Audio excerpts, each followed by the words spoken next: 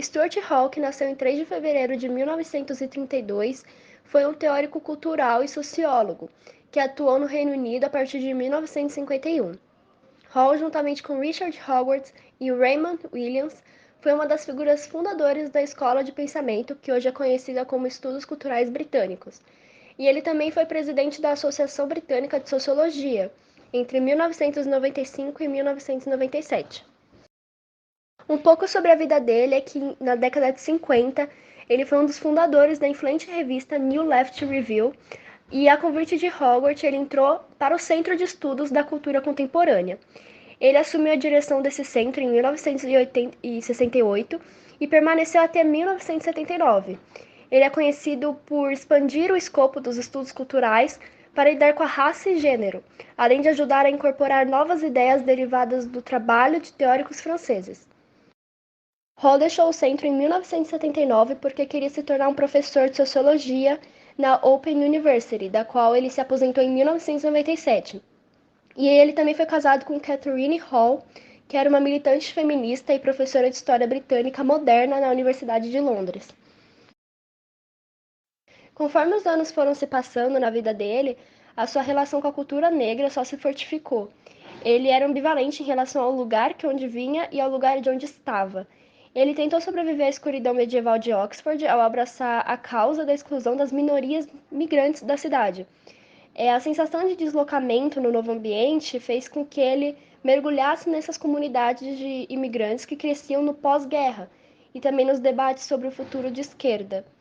Dessa ligação e do cenário político de 1956, surgiu uma nova esquerda, na qual Hall era uma figura influente.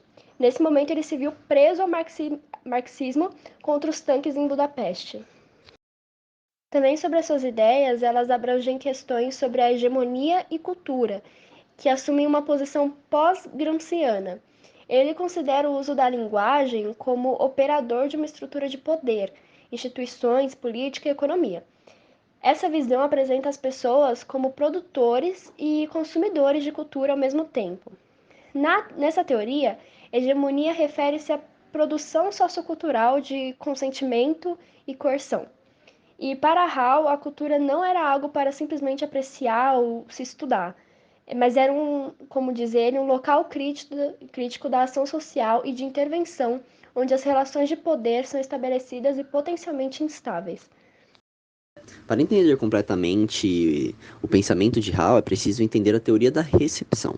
Hall ele propôs a teoria da recepção no artigo Codificação/Decodificação. Stuart Hall afirmou que o processo comunicativo possui momentos interligados, porém independentes. Suas práticas englobam a produção, a circulação e a reprodução do consumo, com foco nos meios de comunicação em massa, principalmente na televisão.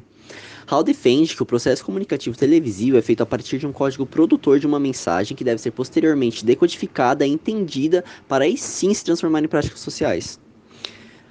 Para ele, a realidade existe fora da linguagem, mas é constantemente mediada pela linguagem ou através dela. O que nós podemos saber e dizer tem que ser reproduzido em um discurso e através dele. O conhecimento discursivo é um produto não de representação transparente do real na linguagem, mas da articulação desta em condições e relações sociais, não existindo assim um discurso que possa ser entendido sem a operação de um código.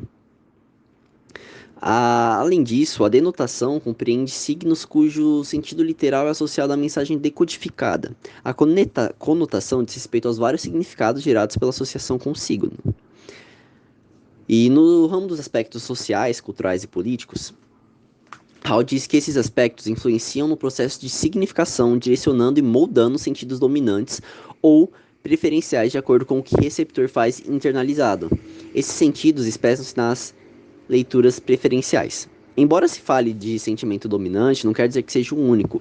O que decorre é um processo que legitimina uma determinada forma de decodificação dentro do significado em que está sendo transmitido. Dessa forma, não ocorre erro na compreensão da mensagem, mas um desvio entre o sentido pretendido pelo dominante e o decodificado pelo receptor. Apesar de serem diferentes, a codificação estabelece alguns limites à decodificação. Além disso, a posição do código de oposição, o receptor compreende o discurso tanto de forma conotativa quanto de forma literal. Mesmo assim, interpreta a mensagem de maneira oposta ou alternativa com um referencial alternativo.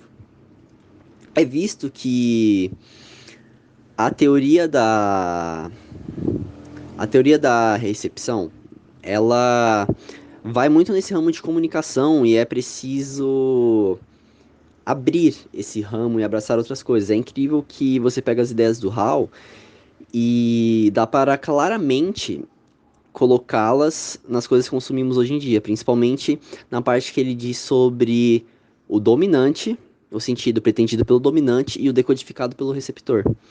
E também lembra um pouco de indústria cultural, essa parte da comunicação em massa e etc. A questão do multiculturalismo está diretamente relacionada com os limites das democracias liberais, visto que elas defendem a igualdade de todos perante a lei, bem como o acesso aos direitos sociais e a defesa dos direitos humanos. Mas como fazer valer tudo isso diante das diferenças? Por outro lado, as teorias multiculturalistas se relacionam com as teorias sobre o conhecimento, já que refletem sobre questões identitárias, nacionalidade e cultura. Por fim, pode concluir que o multiculturalismo é muito importante porque obriga a reflexão sobre o Estado democrático, suas instituições, como a escola, e as identidades construídas no mundo globalizado e os impactos das novas tecnologias, como a internet. Porém, é preciso ter em mente que, apesar dessa flexibilização identitária das fronteiras, da relação em espaço e tempo, reconhecer o outro e seus direitos continua sendo um problema atual. Agora vamos dar destaque sobre a identidade cultural na pós-modernidade, de acordo com o autor jamaicano que foi professor no Reino Unido chamado Stuart Hall, que dividiu os indivíduos em três grupos: o sujeito iluminismo, o sujeito sociológico e o pós-moderno. O primeiro tipo de identidade é o sujeito iluminista, que seria aquele que tinha uma identidade interna centrada e unificada, sendo capaz de pensar e agir por conta própria dessa identidade e permanecer ao longo de toda a vida. E ela era uma identidade do interior. O segundo tipo de identidade é a que surgiu junto com as revoluções do século XVIII e século XIX.